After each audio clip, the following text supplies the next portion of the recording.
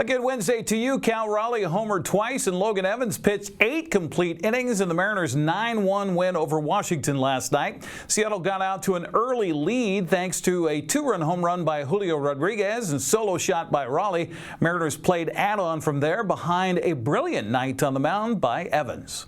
Leadoff man aboard in front of Julio. Julio batting .236 with 9 home runs and 29 runs batted in. Fly ball, left field, belted back, and Julio starts tonight with a 2-run home run. Julio picked up that release point from Mitchell Parker. At first glance, it looked like it might have gotten in on his hands a little bit, but this ball had some carry over the wall out there in left field for a 2-run home run. That brings up Cal Raleigh. Oh, Cal, a rising fly ball. This is way back, and it goes all the way up there. The Mariners go back-to-back, a second deck job by Cal Raleigh. So can we end any conversation to the fact that Cal Raleigh is the best catcher in baseball, period, hands down, no contest, don't even want to argue. Wood caught looking on a backdoor sweeper first time. That's a loud sound and a towering fly ball to center. Rodriguez can only watch it off the batter's eye, halfway up.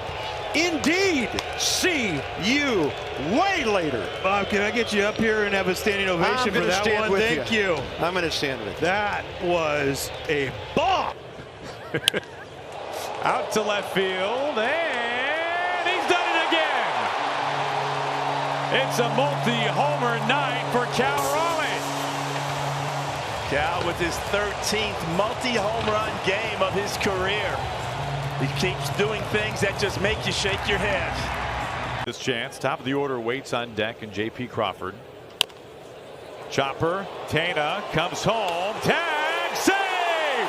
Dylan Moore is safe at the plate. J.P. hitting .351.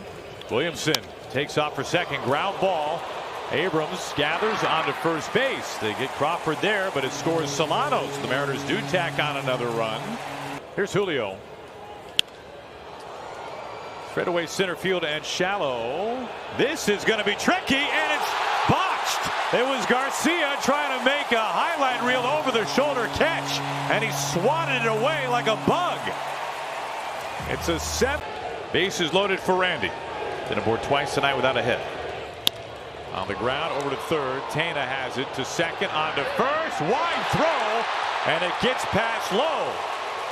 Goes into the camera well, and that brings home another run. That's J.P. Crawford. Williamson and Crawford score on the play. Now the Mariners just continue to add on late in this game. Yeah, this all happened because everybody's hustling out there on the field. Rosarena hustling down that line. 1-2. Rosarena giving some ground, nearing the track. He puts it away, and that's the capper on what was just an awesome way for the Mariners to open up this lengthy homestand. Logan Evans, his arrival tonight, 8 innings as he dominates the Nationals, and the Mariners win it 9-1. It's not often that the starting pitcher gets to do a victorious walk-off interview afterwards, but that's exactly what happened for Logan, who was accosted by Root Sports Northwest Jen Mueller. Man, that was a heck of a game, Logan. Did you have any indication before the game, like maybe in the bullpen, that you were in for a night like tonight? I felt like I was in the zone, but nothing crazy. I felt like it was just another start, and I went out there with my game plan.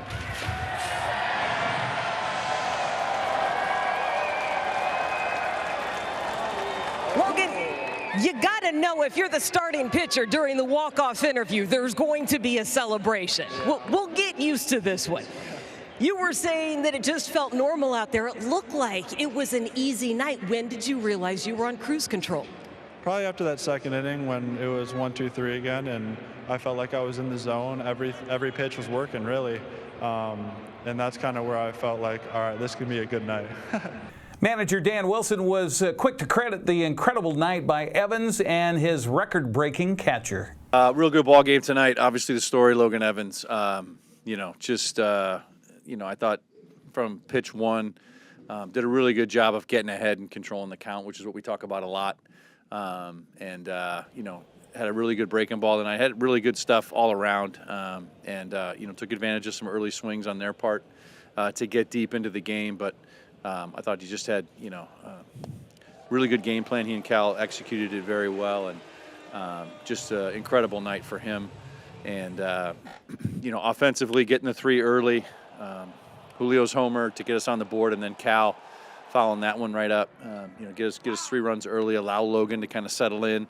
And then offensively, I thought a lot of really good stuff tonight. Even in the innings we didn't score, we hit the ball hard a couple of times with nothing to show for it. But great at-bats later on, doing little things, moving runners up, you know, getting guys in.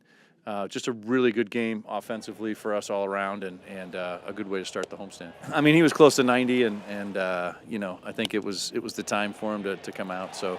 But you know, I don't know. You know, he was, like we said, he was in control. But you know, obviously, you don't want to leave him out there too long. And it was a great night all around for him. And you know, just really happy for the way he threw the ball tonight. You know, we've been saying it all year long. Just what he has meant to this team and what he means to this team. You know, not only behind the plate, at the plate, in the clubhouse. You know, all the areas. And you know, he's putting up big numbers and. You know, tonight was a night when we needed, you know, a lift, and he and Julio were the guys to give us a lift early, you know, and then, you know, some great at-bats later on by some of the other guys, and you know, to add on to the runs. But Cal just, you know, he continues to do it, and you know, it's been fun to watch for sure. George Kirby will be making his first start of the season at home tonight when the 2 teams meet again. That'll be at 6:40 on Root Sports Northwest. Seattle needed the win last night because everybody right behind them in the AL West was also winning. Texas blanked Toronto 2-0. Houston pounded the Athletics 11-1. The Angels dropped to a 5.5 games back after falling to the Yankees by a score of 3-2. The Wenatchee Bighorn season came to a crashing end last night in a TBL play-in game against Seattle at Wenatchee Valley College. 128-107 the final score. Wenatchee played without second leading scorer Chris Cromartie, who was ejected in the regular season finale against Great Falls and was suspended by the league for last night's game. In addition, Seattle was on a 5-day layoff while Wenatchee played Saturday night in Great Falls and had the 9.5-hour drive back home. Bighorns came out with tons of energy in the first half to build an 11-point lead at one point, but the Superhawks' fresher legs meant the difference in the second half. Grant Olson had the call on the NCWLIFE channel. Or I should say Washington now.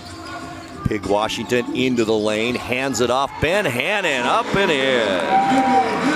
Nice dish once again for Pig Washington. Hardy back the other way. Nick Fleming blocks that one. And the Bighorns quickly, a 3-on-2 opportunity. Dollar, no-look pass, Ben Hannon underneath. Fadeaway baseline, good. Amici Wells, who's checked in, down low. Bauman, it's blocked by Crawford. Bauman can't believe there wasn't a foul. Then it's picked off by Fleming. To Cummins' far side, no-looker, Crawford! There's that leaping ability I told you about. Back to Polynice, now it's Montoya, baseline jumper no good. Rebound into the hands of Cummins, he's double-teamed. And gets it away to Washington. No look down court, Ben Hannon! 4 of them ready to check back in. Hardy, lob pass way too high for Polynice, and another turnover down court. Cummins with it, 2-hand jam. Blake hit his first one, has a chance for another right here. It's on the way, good. 46-45, how about that? Just like that, Seattle retakes the lead after the Bighorns were up by 11 early in this period. Boy, just never give up on a basketball game. Back the other way, Cummins no good. Ben Hannon, the nice offensive rebound, double teamed underneath the basket, good, and he fouled. 3-point Seattle lead. Here's Blake, alley-oop underneath George. Or Stroud, rather, as the Bighorns slow to get back on defense. At the free throw line, wanted to drive, couldn't, kicks it out to Blake, back to Anderson. He's gonna put up another 3, good. Hardy and Wells off the bench will stay in there. Now it's Alfonso Anderson to Hardy, the lefty, puts up the long-range shot, good. We dip under 10 minutes now left in this ball game. Fleming to the basket, off balance layup, no good. Rebound to Wells. Wells down court with it. Coast to coast layup, good for Amici Wells. And that's the big man's first two of the night. Back the other way, Cummins the layup, no good. And the rebound into the hands of George. Now it's Alfonso Anderson. Three is good. And that should do it. 5 seconds left to go. 4. Hardy not even going to try and make a shot here. And that will end our ball game and end the Wenatchee Bighorns 2025 season. Our final, Seattle 128 and the Wenatchee Bighorns 107. I caught up with Coach Matt Riley after the disappointing loss to see what his feelings were on the season. That looked like a team that was on 5 days rest, and you guys came a long way to come home after 3 days off. Yeah, the things that, how we got to be, we're very simplistic. Things we try to execute, just our attention to detail and rebound as well. But, going forward, I'm proud of them on their whole season. And grand scheme, I'm proud of them getting to this point, competing at a high level. But going forward, it's just certain things like that you just got to, as a winning basketball player, you just got to make plays. So, and on my end as well as from a coaching aspect, we're only going to build from here. So.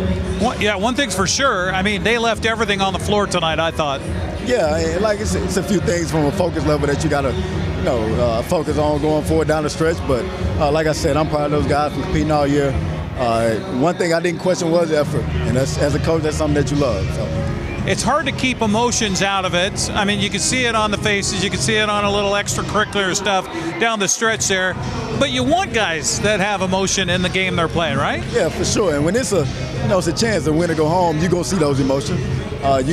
Things are going to flare up. But my main thing is, as long as we have emotional intelligence and try to keep going forward, everything will work out. So going, that's in life or that's in basketball as well. But we'll be fine going forward. I mean, it's just one round that we got to, and I'm proud of those guys for getting here.